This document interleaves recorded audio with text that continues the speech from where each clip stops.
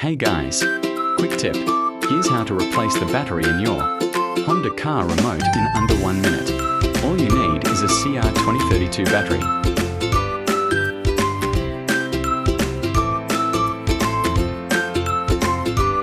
First, remove the key.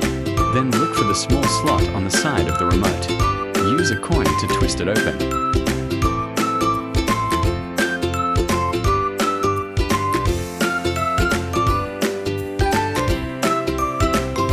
Take out the old battery.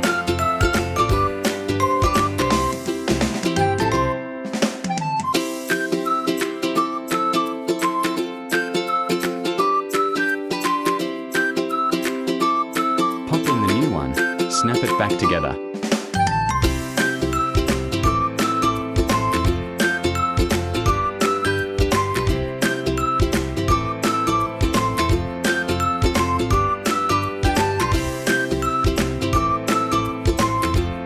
Key back in.